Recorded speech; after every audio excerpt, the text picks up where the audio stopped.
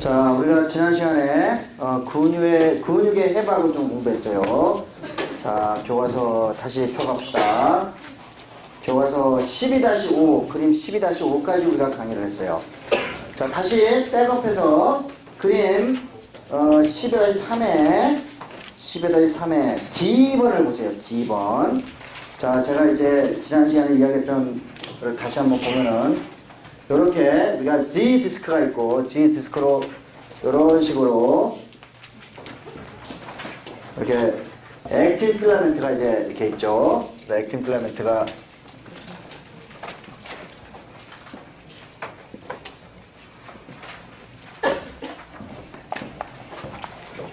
그래서 우리가 지난 시간에 배운 거 5가지만 우리가 기억을 하면 된다고 그랬어요. 5가지만. 자, 우리가 요걸 이제 지그재그의 Z 디스크, 그죠? Z 디스크. 그 다음에 요게 틱 필라멘트를 가운데로 하는 M9. 그렇죠? 그 다음에, 여기서 봐야겠나? 이런 식으로, 우리가 어딘가요? 여기에서부터 여기까지 다시 이제 우리가 액틴 필라멘트만 구성이 되어 있는 아이소트로픽 밴드, 그죠? 우리가 빛이 반사가 동일하게 되는 적이죠. 그 다음에 우리가 여기에서 여기까지는, 그죠? 언아이소트로픽 밴드, A 밴드, 그렇죠? 그 다음에 요 밝게 빛나는 부분, 맑은 헬레, 그죠? 헬레의 약자, H 존. 그래서 우리가 이렇게 1번, 2번, 그죠? 우리가 3번, 4번, 5번, 요것만 우리가 먼저 이렇게 잘 이해를 하고 있으면, 우리가 근육이 어떻게 움직이는지를 우리가 알 수가 있어요. 특히, 우리가 Z 디스크하고 Z 디스크 사이를 사코미어라고 그래요. Z 디스크하고 Z 디스크, 이렇게 우리가 이제 사코미어라고 표현하는데, 사크란 말은 계속 얘기하지만 이게 살이라는 뜻이에요. 살, 그죠? 플래시. 미어는 뭐예요? 프래그먼트라는 뜻이에요. 우리가 센트로미어, 탈로미어, 그죠? 우리가 사코미어는 뭐예요? Z 디스크하고 디스크 사이에 파편, 근육의 파편. 그래서 우리나라는 근절, 그렇게 얘기하죠. 근절. 자, 우리가 이렇게 이제 보이는데, 자, 여러분 보세요. 자, 여기 이제 M9을 중심해서 틱 필라멘트가 이제 자리를 잡고, Z 디스크를 중심해서 액틴이 자리를 잡고 있어요. 근데 우리가 이제 예를 들면은 우리가 근육의 수축 기장은 우리가 여기 틱 필라멘트의 헤드, 그죠? 마이어스는 헤드하고 그다음에 틴 필라멘트하고 뭐 이렇게 여기서 이제 어떤 크로스 브릿지, 그죠? 뭐 이따가 보겠지만 교차 다리를 형성해 가지고 이것이 이제 서로 미끄러지면서, 그죠? 우리가 형성이 되는 걸 우리가 알고 있어요. 자, 근육의 수축 기장은 여러분이 끊임없이 배워왔어요. 그런데 근육의 이완 기장, 그죠? 우리가 이제 이게, 그죠? Z 디스크가 이렇게, 우리가 사코미어가 짧아진 다음에 다시 원위치로 가야 될 거 아니야? 이완이 돼야 될 거 아니야? 그죠? 우리가 근육에 이완되는 기전을 배운 적 있었나요? 이은태. 배운 적 있어요? 근육이 수축이 되고 난 다음에 다시 근육이 원위치가 돼야 될 거 아니야? 이완이 돼야 될 거 아니야? 어떤 뭐에 의해서 다시 원위치가 되지? 배운 적 있어요? 없어요? 없는 것 같아요? 그런 질문 해본 적 있어? 없어? 자, 저기, 이창원. 배운 적 있어? 없어요? 자, 수축은 됐어. 이완은 어떻게 되지? 수축은 여러분 배웠어요, 그죠? 수축하는 기전. 그것도 안 배웠나? 자, 김영태. 여기서 혹시 대답할 수 있어요? 이완이 어떻게 되는지? 수축이 되고 난 다음에 다시 원위치로 가야 될 거 아니야. 스프링을 누른 다음에, 그죠? 다시 원위치로 가야 될 거 아니야. 뭔가 스프링 같은 역할을 해야 되는 게 있을 거 아니야. 전혀 아는 거 없어요? 혹시 여러분도 그런 질문을 던져본 적 없어? 우리가 이제 슬라이딩 티어리를 통해가지고, 그죠? 우리가 액틴하고 마이오신 필라멘트 사이에 서로 미끄러져가지고 근육이 수축되는 것은 여러분이 고등학교에서 배우고 일반 생활에서도 배웠을 거야. 그죠? 배운 거 맞죠? 네. 그죠? 근데, 자, 이렇게 미끄러지고 난 다음에 얘네들이, 그죠? 수축이 됐어. 그 다음에 다시 원위치가 돼야 될 거 아니야. 그런 질문을 던져본 적이 있냐고. 답 알고 있는 사람 아무도 없어요? 아무도 없어요. 관심이 없는 거지, 그지? 그런 데 대해서는. 근육을 이완하고, 그죠? 나하고 사는 거는 상관이 없으니까, 그죠? 자, 그거 사실 당연한 질문이에요. 그죠? 우리가 근육의 수축기라는 우리가 노벨상을 받은 아주 중요한 질문인데 왜 이완되는 메커니즘을 여러분이 관심이 없으니까 근데 세상 사람들은 관심이 많아요. 과학자들은. 그래서 찾은 게 어떤 단백질이냐면은 여기 G 디스크부터 그죠? 이렇게 띡 필라멘트, 마이너스 띡 필라멘트를 거쳐가지고 스프링과 같이 그죠? G 디스크하고 G 디스크를 연결시키는 단백질을 이제 단백질이 있어요. 이렇게 그죠? 여기도 이렇게 있겠죠. 이렇게. 자, 이 단백질은 무진장 크겠죠. 그렇죠. 그러니까 우리가 현존하는 단백질에서 가장 분자량이 큰 놈이에요. 한 아미노산이 12만 개가 있어요. 이 단백질은 12만 개의 아미노산으로 구성이 되어 있어요. 이제 우리가 엄청난 큰 분자량. 공부하기 쉬워요. 공부하기 굉장히 어렵겠죠. 그죠? 자, 이 단백질 이름은 우리 단백질 이름은 여러분이 거인이 뭐지? 거인 타이탄이죠.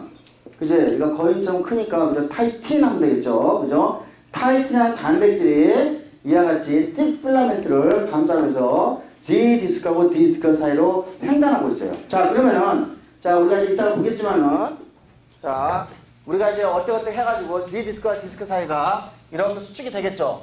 근데 이게 내가 뭐라고 했죠? 스프링이라고 했죠. 스프링이라고 했죠. 그러면 여기서 이제 이 머리가 여기 액틴하고 마이오신 머리가 이렇게 떨어지게 되면 다시 원위치로 갈 수가 있겠죠. 이해했어요? 그러니까 타이틴이라는 단백질은 근육의 이완에 그죠? 결정적으로 중요한 그죠? 가장 큰 단백질이에요. 자, 이 타이틴은 나중에 해관에서 염색체를 움직이는데 또 아주 중요한 역할을 한다는 것이 최근에 알려져 있어요. 타이틴. 그 다음에 요 이제 액틴도 이렇게 잘 이렇게 안정화시키려면은 그죠? 이와 같이 G 디스크에서 액틴을 따라가지고 이렇게 안정화시키는 액틴 필라멘트를 안정화시키는 네뷸린이라는 단백질이 여기 존재를 해요. 네뷸린. 이거는 이제 액틴 필라멘트를 안정화시키는 단백질이에요. 이 그림 여러분이 어디서 보시면 되냐면은 그림 12-6에 그죠? 6에 그걸 잘 보이고 있네요. 자, 여기 보면은 12-6 다 보고 있죠? 414페이지. 자, 여기 보면은 녹색으로 여러분이 지금 타이틴이라는 단백질이 그죠? 이거는 굉장히 큰 단백질이니까 예를 들면 여기 이제 하나 책에서 비교를 했는데 예를 들면 여러분이 이제 배를 타게 되면은 배에서 그 돛대로 올려서 필요한 밧줄 있잖아요. 그죠? 밧줄 정도의 두께라고 그러면 그죠? 여기에 존재하는 액틴, 그죠? 글로불라 액틴은 어느 정도 사이냐면은 눈썹 정도 크기밖에 안 되는 거야. 그러니까 엄청나게 큰 거죠. 이 타이틴이라는 단백질은 이 세상에 존재하는 가장 큰 단백질이야. 이 타이틴은 스프링과 같은 역할을 하기 때문에 근육이 수축된 다음에 다시 원위치, 이완이 될 때 근육의 원위치를 시킬 때 필요한 단백질이라는 거예요. 그 다음 네뷸린은 여기서 녹색으로 표현이 되어 있지만은 액틴 필라멘트가 잘 배열될 수 있도록 도와주는 단백질이에요. 자, 그러면 우리가 여기서 우리가 이 용어들을 다 배웠어요. 그죠? 다시 Z 디스크, M9, I 밴드, A 밴드, H 존 이걸 배웠어요. 자, 이거를 그림 12-8에 보시면은 오른쪽에 전자현미경을 찍어놓은 게 있어요. 자, 오른쪽에 위쪽은 그죠? 근육이 이완됐을 때의 전자현미경, 아래쪽은 근육이 수축됐을 때의 전자현미경이에요. 자, 여기서 보면은 근육이 수축이 되면은 H존이 그죠? H존이 어때요? 폭이 좁아졌죠? 맞아요? 그런가요? 아닌가요? H존 다 찾았어요? H존 다 못 찾았어.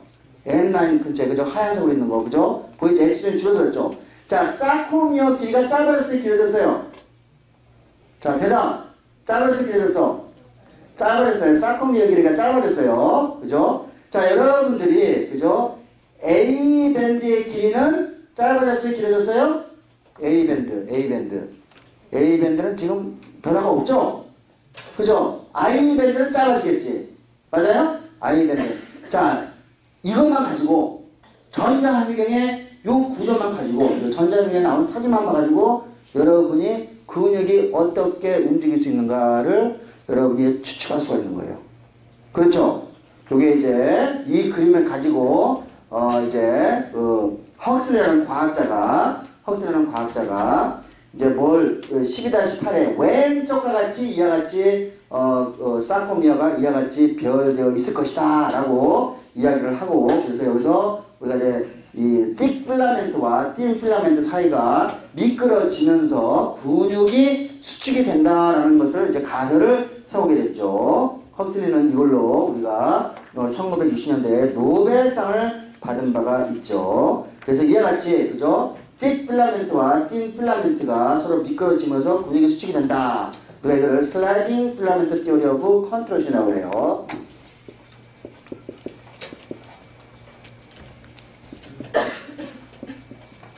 슬라이딩 맞나? 슬라이딩 필라멘트 티오리.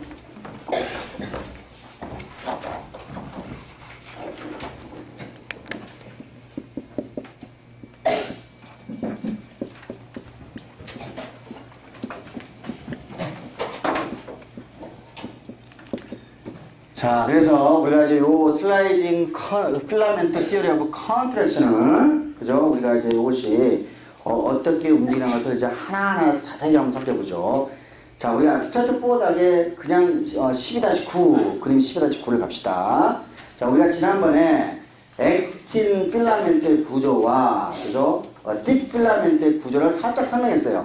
자, 12-9에 보니까 액틴 필라멘트가 글로불라 폼이 글로불라 액틴이 F 액틴으로 좀 변하는 거 보이죠? 이 염주 형태로 해가지고 이렇게 꼬아가면서 가는 걸 여러분 보고 있어요. 자, 그래도 이게 액틴, 그죠? 액틴 말고도 하늘색의 띠가 그죠? 액틴을 쭉 가면서 또 감고 있죠? 그죠? 그 하늘색의 띠의 이름이 뭐죠? 뭐죠? 트로포마이오신이라는 단백질 보여요? 그죠? 트로포마이오신이라는 단백질 보여요? 그 다음에 그 위에 마치 이렇게 뭐를 먹는 것 같이 생긴 트로폰이라는 단백질 보여요? 안 보여요? 보이죠? 그 갈색으로 보인 TA라고 표현되어 있죠? 트로포닌 보여요? 자, 트로포닌 이때는 지금 여기 보니까 마이오신 헤드 있죠? 마이오신 머리 있잖아요. 헤드 그룹이 액틴하고 결합해서 안 했어. 결합을 못하고 있죠? 그 결합을 누가 방해하고 있지? 트로포마이오신이 방해하고 있어요. 그죠? 이게 지금 현재 근육의 릴렉세이션 상태를 여러분이 보고 있어요. 자, 우리가 이제 어쩌지 해가지고, 그러니까 세포 내에 칼슘이 양이 증가를 한다. 그러면은, 칼슘은 아까 갈색의 TA라고 표현된 트로폰이라고 결합을 하게 되죠. 그죠? 오른쪽 보세요. 트로폰이라고 결합을 해. 그러면 트로포닌이, 그죠? 이 칼슘하고 결합하게 되면 이게 위로 끌어당기는 힘이 있어. 누굴 끌어당기지? 트로포마이오신을 끌어당기죠. 그죠? 그러면은, 마이오신 헤드가, 그죠? 마이오신 머리가 액틴하고 결합할 수 있도록 공간을 허용해 주죠. 맞아요? 그러면 이때 마이오신 머리하고 액틴하고 결합을 하면서 마이오신 머리는 이렇게 고정된 것이 아니라 에너지를 써가지고 이런 식으로 그죠? 우리가 이렇게 이렇게 에너지를 써가지고 자기 모양을 이렇게 변화시킬 수 있죠. 그죠? 이렇게 그죠? 그러니까 칼슘이 오게 되면은 트로폰이라고 결국 이거죠. 칼슘은 트로폰이라고 결합을 해서 트로포마이오신의 구조를 위로 끌어올리게 되고, 그러면은 액틴이 마이오신 머리에 노출이 되면서 마이오신 머리와 액틴이 결합함으로써 우리가 이제 근육의 수축이 시작됐음을 것을 알 수 있어요. 자, 여기서는 칼슘이 우리가 인트라셀룰러 칼슘 양이 결국은 근육을 수축시킬 수 있는 하나의 힌트를 여러분이 보고 있어요. 맞아요? 자, 또 갑시다. 그림 12-10, 그죠? 416페이지로 갑시다. 자, 여기는 이제 마이오신 헤드가 지금 액틴하고 결합해요. 여기는 지금 칼슘이 있어가지고 결합한 걸 보여주고 있어. 지금 이제 칼슘에서 트로포마이오신이 마이오신 헤드하고 액틴하고 결합을 도와주도록 이렇게 만들어 준 거예요. 자, 그러면은, 이걸 여러분 이렇게 생각하시면 돼. 여러분, 줄다리기 한다고 생각하세요. 줄다리기. 이거 한번 잡고 있어봐. 네, 여러분, 그러니까 줄다리기 한다고 생각해요. 그러면은, 자, 이게 지금 마이오신 헤드야. 지금 내 손이야. 그죠? 내 손이야. 자, 이 마이오신 헤드는 지금 있잖아요. 아무것도 ATP도 없고 ADP도 없으면은 액틴하고 딱 결합을 하고 있어요. 단단하게 결합하고 있어. 예, 단단하게. 근데, 자, 단단하게 결합하고 있어. 근데 여기에 ATP가 오게 되면은, 이게 뭐, 끌어당겨서 여기까지 이렇게 되겠다. 자, 이게 마이오신 헤드가 끌어당겨 여기까지 왔어요. 그죠? 근데 이제 ATP가 결합을 하게 되면은, 그러면 여기서 풀려. 마이오신 헤드가 이렇게 풀려요. 그죠? 그러고 난 다음에 ATP를 가속해서 ATP하고 K로 가게 되지. 그러면 가속의 힘을 가지고 요게 이렇게 이동할 수 있죠? 그죠? 이동하면서 다른, 그죠? 하나는 이제 두 개 앞에 있는 액틴을 잡아요. 그죠? 그 다음에 여기에서 포스페이트 그룹을 릴리즈 시켜. 그러면서 끌어당길 수 있죠? 그죠? 끌어당길 수 있죠? 우리가 이걸 스트로크라고 해요. 파워 스트로크라고. 이따가 다시 한번 보겠습니다. 파워 스트로크라고 해요. 그죠? 그러고 난 다음에 ATP 빠져나가. 자, 여기서 첫 번째는 뭐냐면은 이와 같이 마이오신 헤드하고 액틴의 관계는 이와 같이 ATP도 존재하지 않은 상태에서는, 그죠?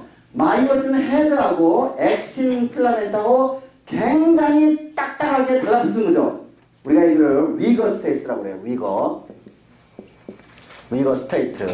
그죠? 그러니까 이제 이거는 정직 상태라고 하면 되겠죠. 우리나라 말로. 자, 그림 12다. 그러니까 이제 결국 뭐냐면은 이 과정이, 다시 여기 잡고 있어봐요. 자, 이 과정을, 그죠? 이 과정, 줄다리기 건 똑같아. 자, 이 과정을 겨워서 이렇게 끌고 오면서 이거를 겨워서 뭐예요? 틴 필라멘트를 중앙 쪽으로 끌게 하는 거죠. 이해했어요? 그죠? 이해했어요. 그죠? 자, 그거를 이제 그림 12-10에서 이제 하나씩 봐봅시다. 자, 우리가 제일 가운데, 제일 위쪽부터 갑시다. 여기에 지금 마이오신 헤드가, 그죠? 액틴하고 결합하는 거예요. 여기는 ATP도 없고 ADP도 없어. 그냥 딱딱한 상태. 위거 스테이트야. 위거 스테이트.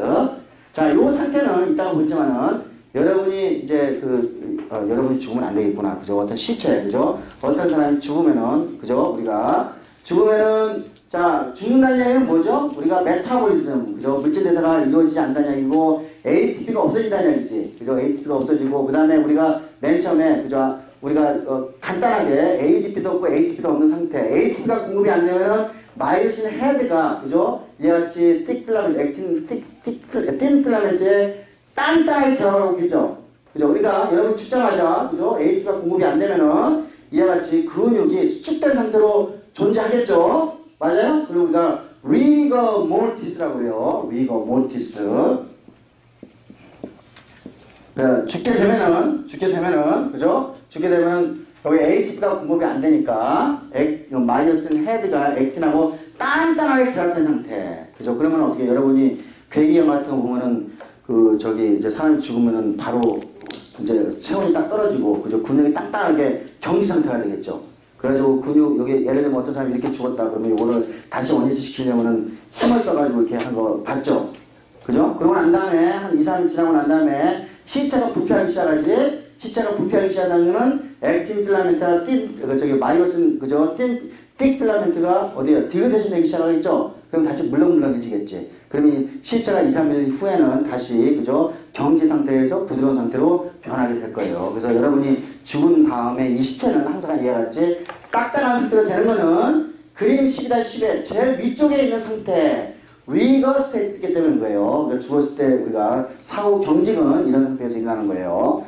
자, 그러면 이제 우리가 살아있으니까, 그럼 여기에 이제 ATP가 공급이 되겠지. 1번 ATP는 마이오신에 결합을 해요. 그죠? 이 마이오신 헤드는 우리가 ATP를 가수분해하는 효소예요. 그죠? ATPase 액티버들을 갖고 있어요. 자, 그러면은 ATP가 결합하게 되면은 액틴으로부터 이렇게 액틴으로부터 이제 방출이 되죠. 그죠? 릴리즈가 돼요. 그런 다음에 ATP 3번 세 번째, 우리가 세 번째 칸을 보세요. 그죠? 아래쪽, 제일 아래쪽에 오른쪽 아래쪽. 그러니까 ATP를 가수분해 시키면은 AD가 PR로 되면서 이 머리가 직각으로 되죠.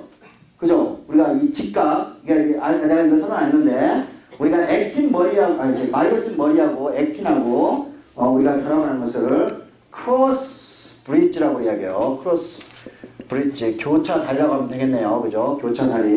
근데 이 교차 다리는 이렇게 있다가 다시 90도로 가죠. 그러니까 이와 같이 우리가 ATP를 가속분해 시키면서 크로스 브릿지, 그죠? 틸팅, 그죠? 틸팅이라고 표현을 해요. 이렇게 틸팅은 뭐야 이렇게 되는 걸 틸팅이라고 그러죠. 자, 크로스 브릿지 틸팅을 통해 가지고, 그죠? 여기는 그죠? 아니 이건 틸팅이 아니네 아직. 그러면 여기 나중에 일단 크로스 브릿지를 형성했죠. 그죠? 크로스 브릿지를 우리가 형성을 하고 난 다음에, 자, 그 다음에 여기서 포스페이트를 뭐예요? 릴리즈하면서 네 번째 칸 가는 거야. 그죠? 왼쪽 아래, 그죠? 네 번째 가니까 포스페이트를 하면서 이게 어때요? 다시 이렇게 오게 되죠. 이걸 이제 크로스 브릿지 틸팅이라고 해요. 이 단계를 또 다른 말로 파워 스트로크라고 해요. 파워 스트로크. 여러분이 파워 스트로크라는 말을 뭐예요? 테니스 칠 때, 그죠? 테니스 때 그걸 뭐라고 그러죠? 포핸드라고 하는 거. 파워 스트로크, 그죠? 스트로크라고 하잖아요. 스트로크, 그죠? 우리가 탁구를 칠 때 이렇게 치는 걸 스트로크라고 해요. 그래서 이와 같이 파워 스트로크 일어나는 거예요. 이게 크로스 브릿지. 그래서 틸팅이 일어나게 되고, 그죠? 그 다음에 여기에서 이제 다시 포스페이트가 이제 그러니까 분비가 방출이 됐죠? 그 다음에 네 번째, 제일 마지막에 오면 ADP가 빠져나가게 되면은, 자, 이와 같이 크로스, 이렇게 되고 난 다음에, 액틴과 마이오신이 단단하게 결합되는 상태, 다시 리거 스테이트로 다시 들어가는 거예요. 이해하셨죠? 이해가 같은 여기서는 지금 칼슘이 존재하는 상태에서 이거를 이야기를 하는 거예요. 그렇죠? 그죠? 자, 그러면 칼슘 릴리즈는 어떻게 시작이 되는가?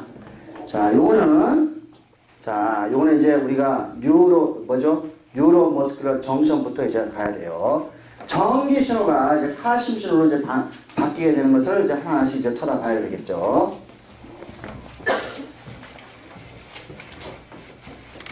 이것도 교과서로 바로 갑시다. 이거 여러분 이야기를 했기 때문에 그림 12-11을 보세요. 자, 뉴로머스큘러 정션, 뉴런에서 너브 터미널에서 액션 포텐셜이 온다. 디폴라이제이션이 일어나겠죠? 그러면 볼티지 게이트드 칼슘 채널이 열려요. 그죠? 그러면은 자, 시냅틱 베스트 있죠? 거기는 무슨 뉴로트랜스미터를 포함하고 있죠? 아세틸콜린을 포함하고 있죠? 여러 번 했어요.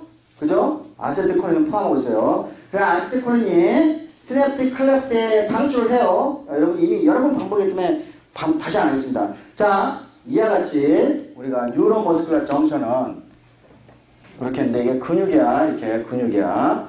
우리가 이와 같이 액션 포텐셜, 이 근육에서 우리가 액션 포텐셜을 시작하는 지역을 우리가 모터 엔드 플레이트라고 이야기를 해요.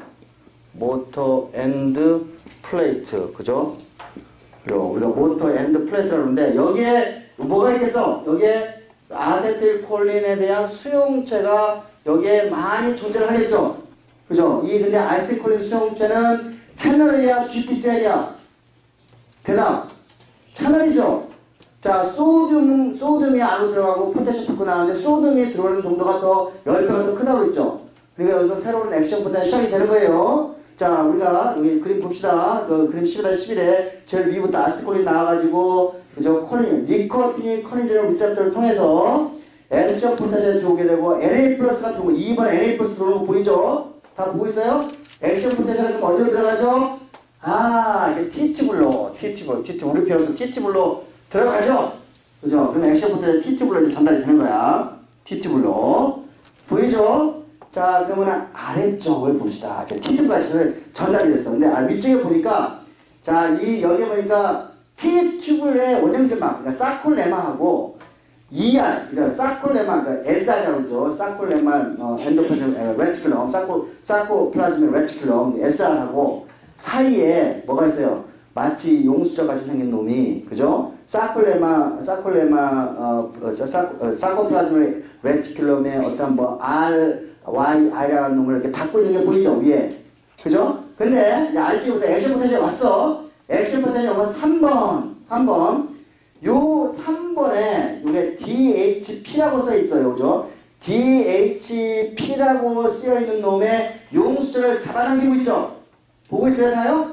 그죠? 용수를 잡아당기고 있어요. 그러니까 여기 보면은 여기 ER이 이렇게 있겠지. ER이 이렇게 있는데 여기에 뭐가 하나 이렇게 단백질이 있는데 여기 용수처럼 이렇게 가가지고 여기 이제 뚜껑을 뭐 이렇게 이렇게 뚜껑이 이렇게 있다고 그러자. 요거 이제 이렇게 뚜껑을 가고 있는 거야. 그죠? 그런데 자 이게 이제 액션 포텐셜을 우리면은 이 용수를 앞으로 당기는 거야. 근데 요거는 정확하게 볼티지 게이티드 그죠? 채널이라고 생각하시면 돼요. 채널인데 이게 칼슘 채널인데 요거는 직접 칼슘 채널로 작동하는 것이 아니라 바로 이 아래에 있는 SR이죠. SR 사이토플라즘 레티큘럼에 있는 요 칼슘 채널을 요거는 더 정확하게 칼슘 릴리즈 채널을 열게 하는 거야. 자기 자신을 그러니까 결국은 이제 볼티지 게이트인데 그죠? SR이 연결되어 있는 이 칼슘 릴리즈 채널을 열게 하는 놈이에요. 요거는 요 단백질은 우리가 DHP라고 하는 물질 다이하이드로파이린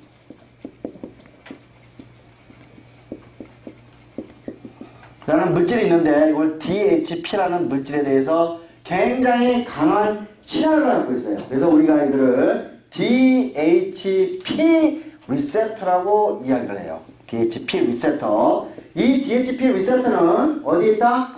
T튜브에 존재해가지고 바로 SR의 칼슘 릴리즈 채널에 연결이 되는 그죠? 그런 단백질이에요. 그래서 액션 포텐셜에 오게 되면은 요 스프링을 잡아당기게 되면은 그러면 어떻게 되죠? 이게 열리죠. 열리면은 자, 이 SR은 가장 중요한 기능이 뭐라 그랬지? 칼슘의 저장고라 그랬죠. 그러면은 칼슘 릴리즈 채널이 열리면서 칼슘이 사이토플라즘, 그러니까 사코플라즘으로 물밀듯이 나오게 되겠죠. 특히 이 SR에 존재하는 이 칼슘 릴리즈 채널은 라이아노다인이라는 물질에 또 친화를 갖고 있어. 그래서 이거를 라이노다인 리셉터라고 이야기해요. 그죠? 자, 다시 정리해 봅시다. 자, 여기서 이제 우리가 아세틸콜린이 릴리즈가 되고 우리가 여기서 이제 니코틴이 콜린제 리셉터가 액티베이션이 되면서 액션 포텐셜이 들어오죠. 그럼 액션 포텐셜은 볼티지 게이트야 이거예요. 이 볼티지를 읽어가지고 우리가 디플레이션 볼티지를 읽어서 요거를 끌어당겨. 그죠? 요게 이제 DHP 리셉터니까 DHP 리셉터가 볼티지 게이트니까 끌어당기게 되면은 그러면 SR하고 연결되어 있죠. 이거 SR 이게 열려요. 근데 요거는 칼슘 릴리즈 채널이야. 근데 제가 요게 라이노다인 물질에 친화하기 때문에 이걸 우리가 라이노다인 리셉터라고 이야기하는 거예요. 결국은 그죠? 액션 포텐셜이 결국은 SR에 있는 칼슘 릴리즈 채널을 열게 하는 거죠. 그러면 칼슘이 물밀듯이 어디로 들어오지? 사코플라즘. 그러니까 우리가 사코플라즘으로 나오게 되고 아까 칼슘이 많게 되면은 트로포마이오신이 위로 올라가게 되면서 액틴하고 마이오신이 만나게 되는 거죠. 다 이해했어요? 그림 12-11은 결국은 자 모터 뉴런에서 나오는 익사이테이션, 그죠? 흥분 신호가, 그죠? 어디에? 흥분 신호가 T튜브를 가서, 그죠? 뭐예요? 컨트랙션, 근육의 컨트랙션, 수축으로 연결되는 거죠. 그래서 우리가 이와 같은 것을 익사이테이션, 그죠? 액션 포텐셜, 익사이테이션 앤 근육의 수축, 그죠? 컨트랙션 커플링이라고 이야기를 하면 되겠어요.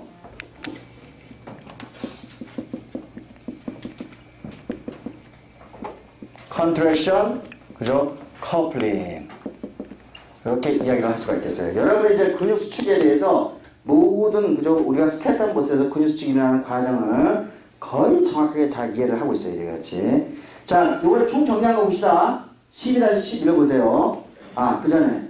그러면 이제 자, 우리가 이제 이와 같이 칼슘이 이제 사이토플라즘에 많이 나오게 되면은 다시 이제 근육이 릴렉세이션이 돼야 돼. 릴렉세이션. 그러면 칼슘이 없어야 돼. 칼슘을 없애면 돼요. 릴렉세이션은. 다시 정리합시다.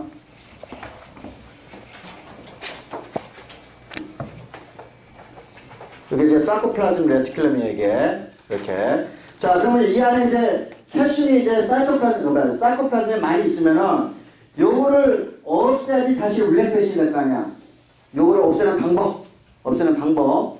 자, 사이토플라즘 레티큘럼은 칼슘을 농도 역구배를 따라가지고, 자, 원래 이제 사이토플라즘 레티큘럼은 이제 칼슘 농도가 높은, 저장고니까 농도가 높아요. 자, 그러면 여기서 뭘 써야 되지?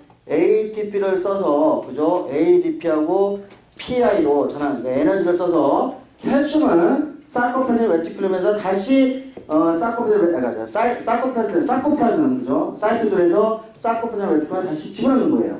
그죠? 그러니까 우리가 요거를 칼슘 ATPase라고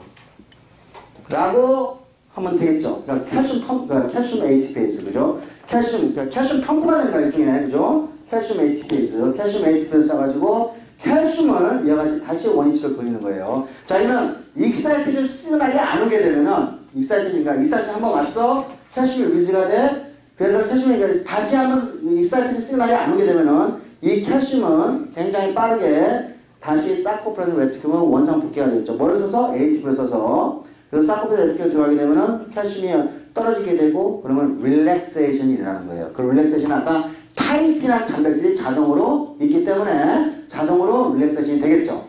이해했어요? 그죠? Contraction and Relaxation 기전 다 이해했어요. 자, 12-12를 보세요. 12-12.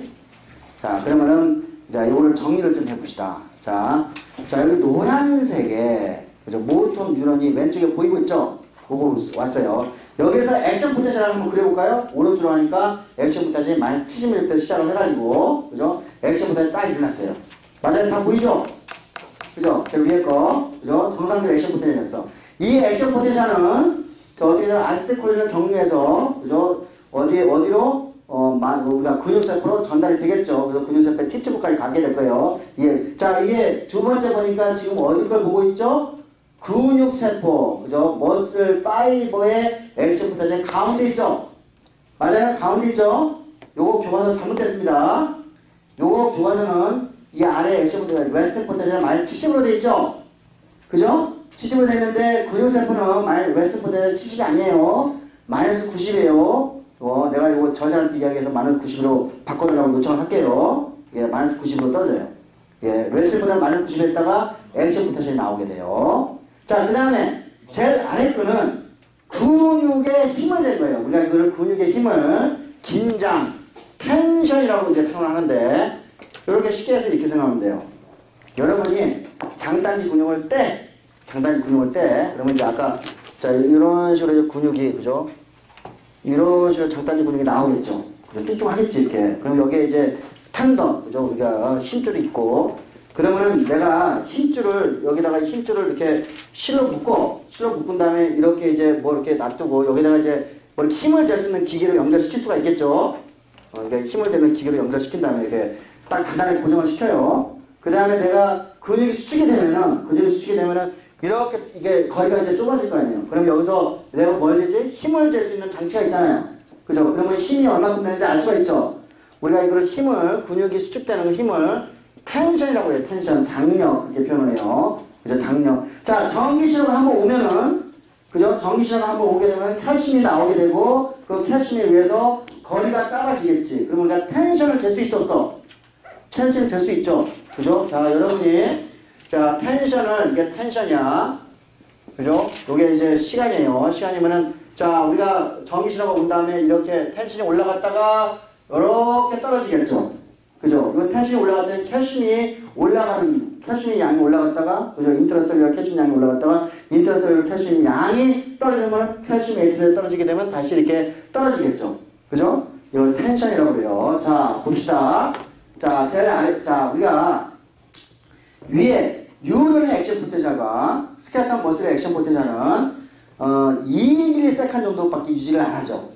그렇죠? 그런데, 자, 근육의 수축은 일단은 액션 포텐셜을 잘 지나고 난 다음에 여기까지 액션 포텐셜 2ms까지 지나고 난 다음에 여기서 칼슘 신호로 바뀌겠지. 그러니까 액션 포텐셜이 바로 컨트롤이 되는 게 아니에요. 그러니까 시간이 필요해요. 그죠? 우리가 그거를 레이턴트 피어리라고 해요. 여기 보이죠? 레이턴트, 그러니까 우리가 잠복기가 필요하고 그러고 난 다음에 자 컨트롤이 일어나죠. 우리가 컨트롤션 페이스, 이거는 칼슘 릴리즈가 일어나서 된 거고, 그다음에 칼슘이 없어지면 릴렉세이션 페이스. 자, 이거를, 그죠? 우리가 텐션은 우리가 이와 같은 방법으로 기계 장치를 가지고 이렇게 재수가 있죠? 이해했어요? 그죠? 그래서 이와 같이 근육의 텐션은 액션 포텐셜은 충분히 세컨을 갖고 있지만은 우리가 근육세포의 텐션은 언제 10에서 100ms. 그죠? 굉장히 오랫동안 한번 우리가 스티뮬러스가 보면 10에서 100ml 그죠? 세컨까지 간다는 것을 여러분이 알 수가 있어요. 특히 이와 같이 한 번의 컨트랙션 그죠? 이 텐션에서 한 번의 컨트랙션과 한 번의 릴렉세이션 요거를 우리가 트위치라고 표현을 해요. 트위치.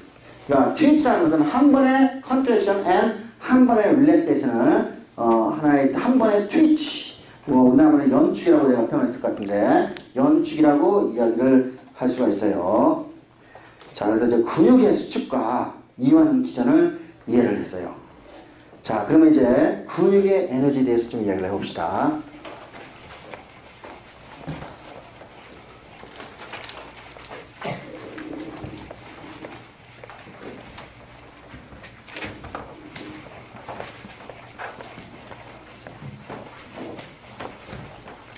자, 근육에는 이제 결국은 이제 자 우리가 근육에서 힘을 쓰기 위해서 근육이 수축되기 위해서는 ATP가 필요해요, 그죠? 우리가 컨트랙션 하기 위해서 마이오신이 그죠? 마이오신이 뭐라고 했지? ATPase 액티버티를 갖고 있어가지고 근육을 수축시키는 거 말이야. 그 다음에 칼슘을 다시 원래로 돌려야 돼. 어디로? 사코페즈 레티클로 다시 돌려야 돼. 그러니까 어디에? 사코페즈 레티클럼에 있는 칼슘 ATPase도 우리가 ATP가 필요하죠. 그죠? 우리가 에너지가 지금 이게 필요한 걸 보여줘요. 그 다음에 우리가 액션 포텐셜 계속 이제 반복이 되면은 그죠? 소듐은 세포 바깥으로, 포타슘은 세포 안으로 집어넣게 하는 그죠? 소듐 포타슘 펌프가 계속 작동하고 있어야 돼. 그죠? 그래야지 우리가 액션 포텐셜 다시 시작할 수 있어. 그러니까 우리가 근육에서는 그죠? 근육에서 우리가 컨트랙션이나 릴렉세이션이 반복적으로 일어나려면은 우리가 ATP를 그죠? 우리가 굉장히 많이 사용한다는 것을 알 수가 있어요. 그죠? 근데 우리가 최단으로 근육이 최단으로 뭐 일을 열심히 해가지고 최단으로 간다 하더라도 우리 근육 세포의 ATP는 그죠? 항상 70% 수준을 유지할 수 있어요. 항상. 예, 그러니까 다시 말해서 ATP가 고갈돼가지고 근육 피로가 일어나지는 않는다는 얘기예요. 그죠? 그러니까 우리가 최소한 그죠? 우리가 아무리 많이 써도 그죠? 우리가 정상 우리가 그 맥시멈의 ATP 중에서 70%는 계속 유지를 할 수가 있어요. 근데 이제 그럼에도 불구하고 우리가 굉장히 빠르게 근육이 수축하고 이완이 될 때는 굉장히 ATP가 순식간에 제공이 돼야 될 거예요. 그죠? 그래서 사실은 우리 세포에 존재하고 있는 ATP의 양을 가지고는 한 7번의 트위치를 할 수가 있어요. 보통 평균. 7번의 컨트랙션 릴렉세이션. 그죠? 7번의 트위치를 하게 되면은 지금 현재 근육세포에서 갖고 있는 ATP가 고갈이 굉장히 빨리 되겠죠. 7번 맞나? 7번 맞을 거예요. 자, 그러면은 그 다음에 이제 ATP는 어디서 공급이 되냐? 그 다음에는 크레아틴 포스페이트에서 공급이 돼요. 두 번째 방법이에요. 그리고 자, 요 크레아틴 포스페이트 요거는 원래 크레아틴에 ATP가 공급이 되면은 그죠? 이와 같이 크레아틴 포스페이트가 이제 포스페이트가 만들어지겠죠? 그러면은 요렇게 가게 되면은 그죠? 요렇게 가게 되면은 그 크레아틴 포스페이트에서 ATP를 굉장히 빠르게 공급을 받겠죠. 요거는 이제 굉장히 빠르게 이제 ATP를 공급을 받을 때 보여주는 건데 그림 12-13을 보세요. 자, 우리가 이제 근육이 쉬고 있을 때 위에 근육이 쉬고 있을 때 우리가 이와 같이 크레아틴 포스페이트 요거네요. 크레아틴하고 ATP가 만나가지고 크레아틴 포스페이트를 만드는 과정을 좀 할 거예요. 요거를 우리가 요 효소를 크레아틴 카이네이즈라고 해요. 요 크레아틴 근육과 신장에 이제 많이 존재하는 이제 이런 효소겠죠. 여기서 해가지고 우리가 이거를 다 갖고 있어요. 그래서 운동을 하게 되면은 이제 거꾸로 이렇게 반응이 일어나죠. 그럼 여기서 우리가 ATP를 굉장히 빠르게 제공받을 수가 있어요. 여기가 두 번째 소스예요. 두 번째 소스. 그러니까 우리가 자 운동을 할 때 첫 번째는 그러니까 우리가 세포질에 존재하는 사르코플라즘. 여기 학생 저기 그 핸드폰 넣으세요. 사르코플라즘에 존재하는 ATP를 먼저 써요. 그죠? 우리가 근데 이 양이 많지가 않단 말이야. 그러니까 한 7번 정도 티치를 하고 난 다음에 그 다음에 두 번째 소스는 뭐라고? 크레아틴 포스페이트를 써가지고 우리가 ATP를 제공받을 수 있어요. 그죠? 그래서 요거를 가지고 이렇게 만든 ATP를 가지고 우리가 이와 같이 그죠? 머슬의 컨트랙션 그죠? 그 다음에 소듐 포타슘 펌프에 작동에 쓸 수가 있어요. 자, 그 다음에 이제 뭐냐면은 그 다음이 세 번째 단계가 unaerobic respiration이죠. 그죠? Anaerobic respiration. 그러니까 글라이콜라이시스가 되겠죠? 글라이콜라이시스. 세 번째 단계는 이제 글라이콜라이시스 과정에 의해서, 그죠? 우리가 비경제적이긴 하지만은 우리가 굉장히 빠르게 우리가 ATP를 제공받을 수가 있을 거예요. 마지막 단계는 옥시데이티브 포스포레이션 그죠? 마이토콘드리아에서 일어나는 옥시데이티브 포스포레이션 과정을 통해서 대량의 ATP를 이제 우리가 얻어낼 수가 있겠죠. 그죠? 자, 이와 같이 우리가 ATP를 얻어내는 순서예요. 그죠? 그래서 이제, 자, 어떤 근육 같은 경우에는, 그죠? 우리가 굳이 산소가 없어도, 그죠? 예를 들면 이제 이따가 이야기했지만 장미란 선수 같이, 그죠? 역도를 하는 선수 같은 경우는 우리가 산소 없이 글라이콜라이시스에서만 우리가 ATP를 제공받을 수 있는 반면에 이봉주 선수 같이 마라톤 선수 같은 경우는 옥시데이티브 포스포레이션, 그죠? 요 방법, 마이토콘드리아에서 산소 호흡을 통해서 ATP를 제공을 받아야 될 거라고 생각이 되겠죠. 자, 그래서 우리가 이제 예를 들면은 우리가 글루코스에서, 그죠? 우리가 파이르베트 가는 과정을 우리가 글라이콜라이시스라고 그러죠.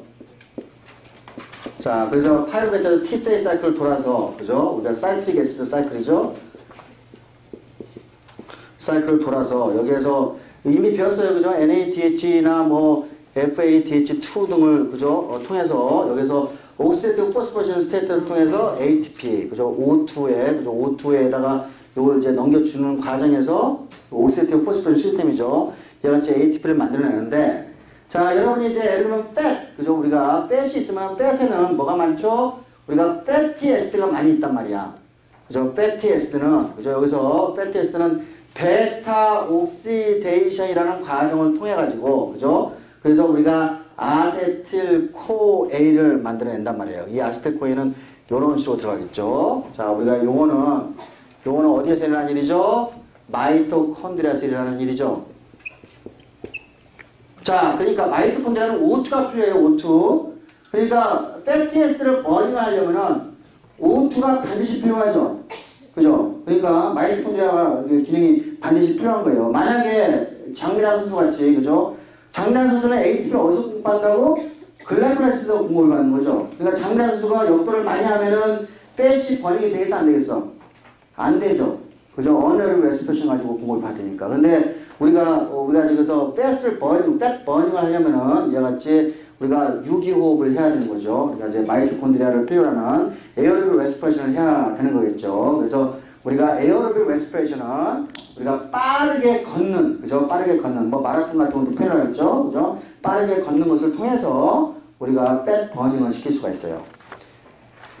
자, 그래서 이제 이와 같이 ATP의 소스를 이제 이야기를 했어요. 근데, 아직까지 참 이렇게 오랜 시간 동안 이렇게 근육을 연구하고, 근육은 굉장히 중요한 기간에도 불구하고, 여러분이 무한적으로 근육이 계속 활동할 수는 없잖아요.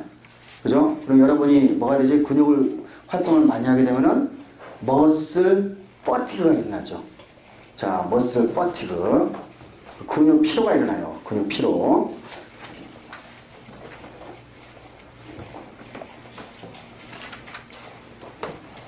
자, 여기까지만 하면 되겠다. 자, 머슬 퍼티그. 물어보자. 김한글. 네. 어딨어? 여기요. 머슬 퍼티그의 원인이 뭐라고 배웠어요? 지금까지 알고 있는 지식으로 그러니까 왜 근육 피로가 일어나? 너무 급격하게 심한 운동을 응? 야, 그거는 저기 초등학교 때 이야기할 수 있겠다. 네가 알고 있는 근육 피로가 뭐 때문에 일어난다고 어떻게 배웠어? 근육 피로가 왜 일어나냐고. 너 뭐 배운 거 있을 거 아니야? 응?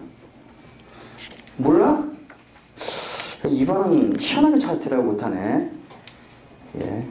김지영 어딨어? 김지영. 아까 추석했는데? 어디 갔어? 김지영 갔어. 화장실 갔었다고? 이거 있네. 근육 피로가 왜 일어난다고 생각해요? 생리학적으로. 배울 거 아니야, 치과학 가니까. 어떤 물질이 축적돼서 근육 피로가 생겨요?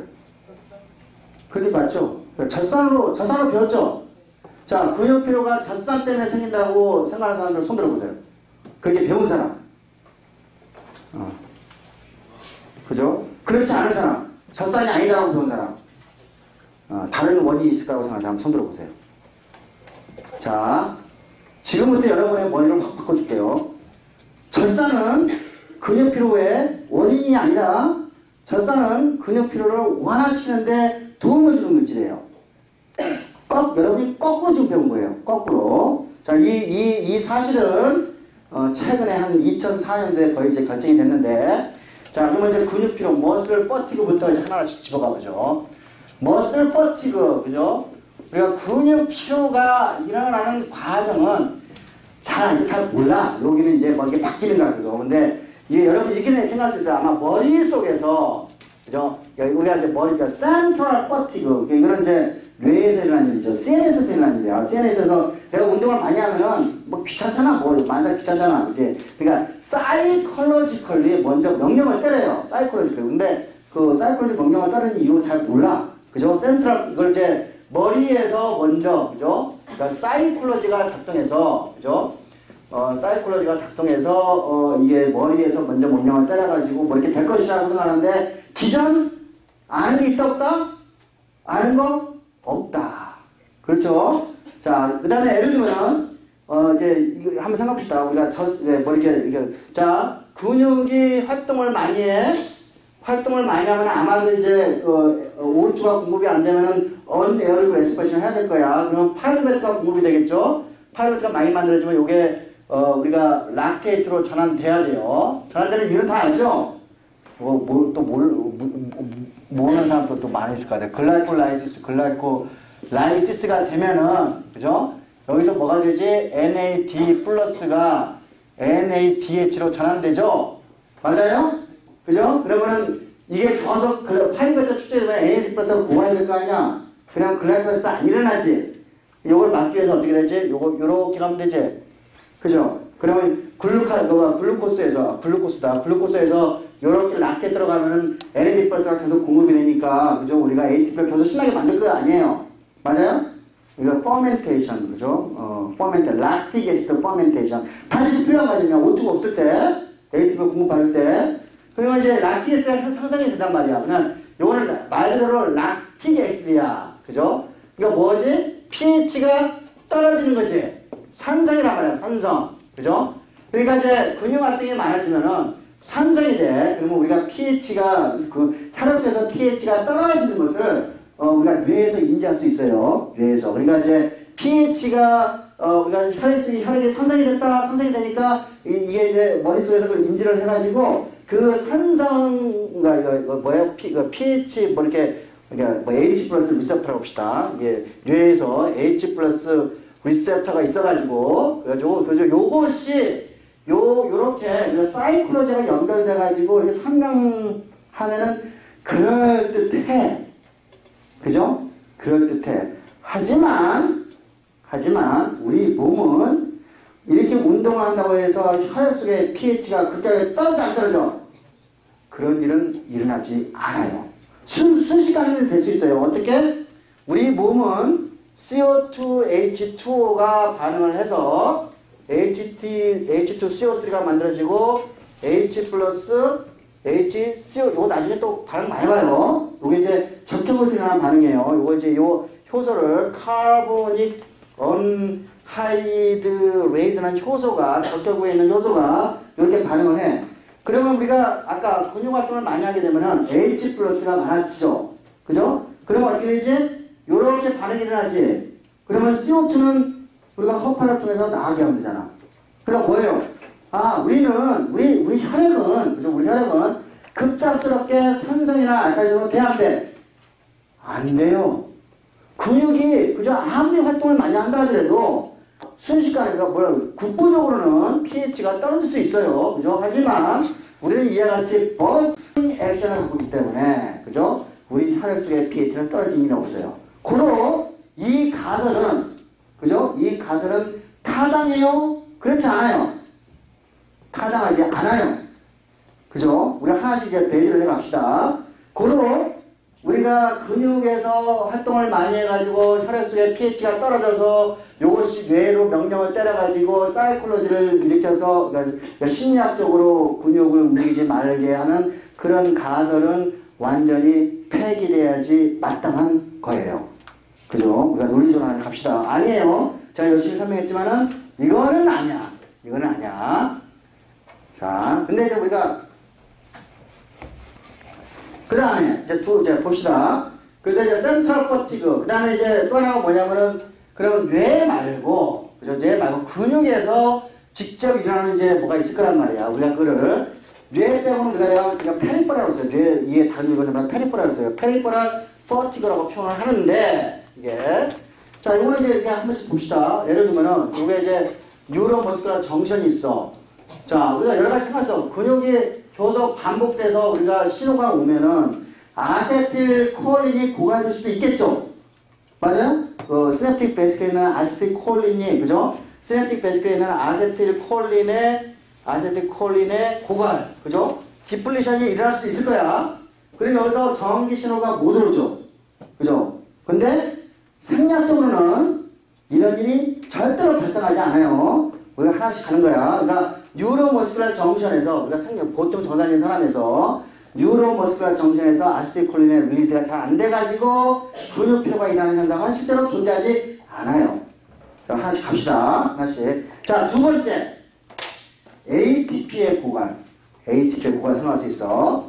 한번 봅시다. ATP의 고갈. 요거 아까 내가 이미 이야기했죠. 우리가 맥시멈, 그죠? 우리가 100% 있을 때 운동을 맥시멈 했을 때 항상 70%의 ATP는 제공되고 있죠. 요거 ATP의 고갈 아니에요. 그죠? ATP 고갈 아니야. 그 다음에 요거는 좀 약간 글라이코젠의 고갈. 요거는 좀 그 신빙성 있는 데이터들이 몇 개 있어요. 글라이코젠의 고갈.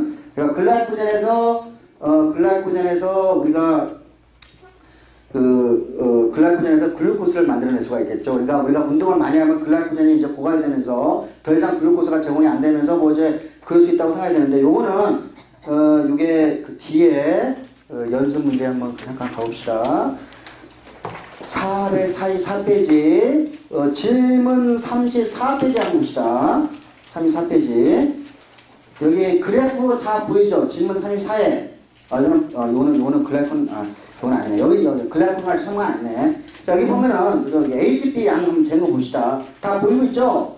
자, 쉬고 있을 때하고 지금 운동하고 있을 때하고 퍼티그 근육이 필요했을 때 ATP 양이 변했어 안 변했어? 안 변했지? ATP 고가 쓰면 안 돼. 두 번째, 락테이트는 피로가 되면 락테이트가 많이 축적이 됐죠? 맞아요? 축적이 됐어요. 그 다음에 아까 포스포크리아틴은 당연히 떨어지죠. 퍼티가 되면은 크레아틴은 당연히 퍼티가 되면은 올라가. 그러니까 포스포크리아틴하고 크레아틴도 아마 포스포크리아틴의 고갈 정도로 설명할 수 있어요. 하여간데 여러 가지 이유인데 글라이코젠의 고갈도 하나의 원인일 수도 있어요. 원인일 수도 있어. 근데 아직 정확한 데이터는 없어. 요거는 내가 자세하게 연구를 안 했기 때문에 요거는 이제 교과서 수준에만 얘기를 하겠습니다. 또 하나 근육이 계속 수축 이하가 계속 되면은 자 포스페이트가 뭐가 되죠? ATP에서 여기 ADP하고 PI로 되면서 수축이 교섭되면 요게 이제 계속 많아지겠지. PI가 그죠? 자 PI가 많아지게 되면은 세포질레이 많아지게 되지. 그러면 아까 마이오신 헤비 체인에 이게 포스페이트가 붙어 있었잖아. 요게 릴리즈가 돼야 되잖아. 릴리즈가 돼야지 어떻게 되죠? 돼야지 다시 새롭게 파워 스톡을 시작할 거 아니에요. 근데 이 세포질 안에 포스페이트 양이 많아지면 릴리즈가 잘 되겠어 안 되겠어? 안 되죠. 그러니까 새로운 파워 스톡을 못할 걸 수도 있겠지. 그렇기도 해요. 그죠? 그 다음에 이 프리한 요 포스페이트는 또한 칼슘하고 결합을 해가지고 칼슘하고 결합해서 포스포 칼슘을 만들어요. 그러면 어떻게 되죠? 칼슘 양이 어떻게 떨어지게 되죠.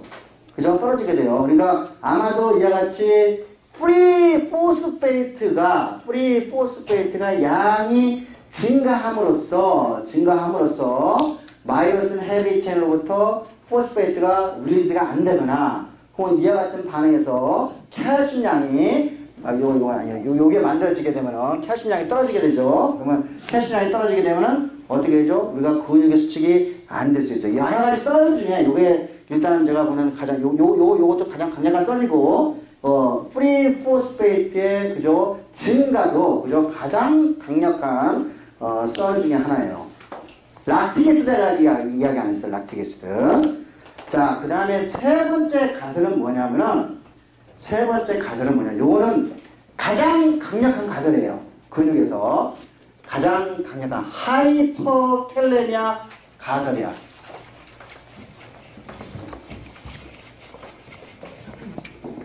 세 번째 가설 하이퍼캘레미아예요. 자, 요건 뭐냐? 자, 제가 이미 한번 설명해 주세요. 우리가 액션 포텐셜이 이제 이렇게 하면 T-튜브에서 일어나죠. 그죠? T-튜브에서 일어나면 여기서 볼티지 게이트 소듬 채널 이 열려가지고 소듬이 이렇게 안으로 들어가죠. 이거는 소듬 채널이에요. 액션 포텐셜이 일어날 때. 그러면 볼티지 게이트도 포테슘 채널에서 이렇게도 나갈 거란 말이야. 맞아요? 그죠? 그럼 포테슘이 어디에? 여기에 여러 번 자극이 되면 포테슘이 어떻게 돼? 여기 T튜블의 룸에, T튜블의 이게 내강이라고 그러죠. T튜블에 쌓이게 되겠지? 쌓이게 돼요. 그죠? 우리가 이 현상을 내가 하이퍼캘레미아 현상이라고 이야기했어요. 맞아요? 하이퍼캘레미아 현상이라고 내가 분명히 설명했어요. 자, 이거는 액션 포텐셜이, 그죠? 한 번에 여러 번, 왜냐면 우리가 내가 이 근육을 이게 수축이 줬을 때 여기서 끊임없이 뉴런에서, 그죠? 이 액션 포텐셜을 주는 거야. 그러면은 이 머슬셀이 계속해서 액션 포텐셜을 줘가지고, 그죠? 끊임없이 칼슘을 농도를 유지시킬 거 아니야. 그죠? 그러니까 계속 액션 포텐셜이 오니까 여기 포테슘이 축적이 되죠. 그죠? 그러니까 이거를 포테슘이 이 세포 바깥쪽에 축적되는 현상을 뭐라고 그런다? 하이퍼캘레미아라고 그래요. 실제로 운동을 과도하게 하게 되면은 혈중의 포테슘 농도가 3mm몰에서 혈액 속에서 3mm몰에서 5mm몰까지 올라가요. 혈액에서. 그러면 이야기는 뭐냐면은 요 T튜브에 있는 요 공간에서는 어디까지 오나요? 12mm몰까지 포테슘이 올라가요. 원래는 얼마라고? 3mm몰이어야 돼요. 3mm몰. 자, 그러니까 하이퍼캘레미아 현상은 운동을 하게 되면 하이퍼캘레미아 현상이 일어나는 거는 이해했죠? 자, 그러면은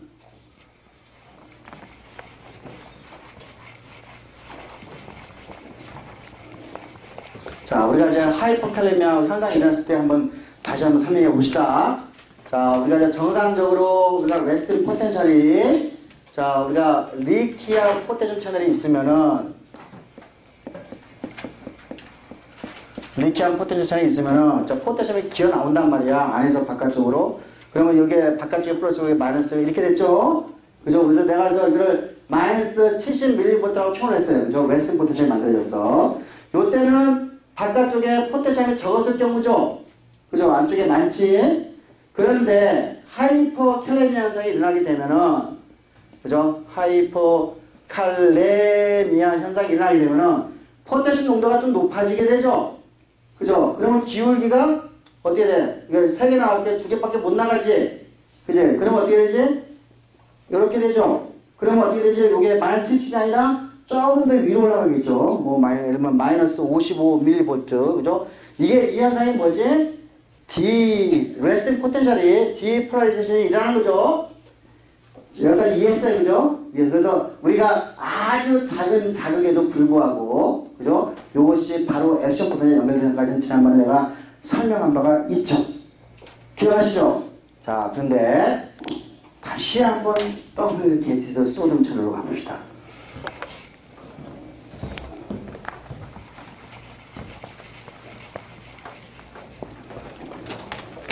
자, 이게 이제 원형제 막이야. 자, 이거 액션 포텐셜에서 이제 더블 게이티드 소듐 채널이 있었단 말이야. 그리고 여기 뭐야? 볼티지 게이티드지? 소듐 채널을 다시 한번 공부를 해보자 이거예요. 자,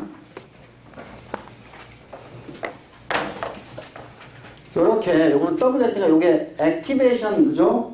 게이트가 있었고 인 액티베이션 게이트가 있었어요. 요거는 이 상태는 언제였지? 레스팅 포텐셜 유지하는 상태였지. 그죠? 그래서 이제 우리가 트레시홀드를 넘어가는 자극이 오게 되면은 그러니까 예를 들면 그게 이제 뭐 예를 들어 트레시홀드 넘어가는 자극이 뭐 한 45라고 봅시다. 그죠? 45mV, 그러니까 수프라, 그죠? 트레시홀드, 스티뮬러스라고 합시다. 스티뮬러스가 오게 되면은, 그러면 어떻게 되죠? 액티베이션 게이트가 열리죠. 그죠? 그러면 이제 소드미 물 밀듯이 안으로 들어오게 되죠. 그럼 뭐가 되지? 디폴라리제이션이, 그죠? 디폴라리제이션이 일어나서 어디까지 올라가죠? 플러스 30mV까지 되지. 그러면 이건 볼티지 게이트야. 이거는 마이너스 45mV가 이상이 되면 이게 열리는 거고. 자, 그러면 어떻게 되지? 플러스 30mV가 이상이 되면은 요게 디액티베이션 게이트가 닫히게 되죠. 그리고 닫히게 돼요. 그 다음에 이제 제가 여기에서 여기까지 가는 데는 뭐가 필요하다고 했지? 시간이 필요하다고 했어. 근데 여기서 여기 이렇게 가는데 시간이 필요해. 시간만이 아니고 마이너스 70mV 이하가 돼야지 원위치가 되는 거야. 자, 그러니까 시간도 필요하고 마이너스 70mV 이하가 돼야 돼. 그런데 여기 봅시다.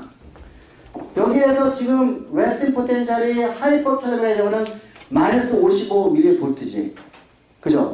그러면은 마이너스 55mV에서는, 그죠? 요것이 원위치가 돼야 안 돼. 안 되잖아. 그러니까 지금 뭐예요? 하이퍼 캘레미아 현상. 그죠? 우리가 레스팅 포텐셜이 마이너스 55 정도 있을 때는 우리가 이게 원위치가 안 되죠. 그럼 이거 다시 작동을 해 못해? 작동이 안 되죠. 두 번째 액션 포텐셜 올 수 있어 없어? 못 와요. 그죠? 하이퍼 캘레미아 현상이 일어나면은, 자, 우리가 교과서 이렇게 나와. 첫 번째 액션 포텐셜 시작하지만은 이런 이유 때문에, 자, 이런 이유, 다시 말해서 뭐냐면은, 자, 이거 정리를 하면은, 하이퍼 캘레미아 현상이 일어나면은, 요거를 막는 거나 마찬가지지? 그죠?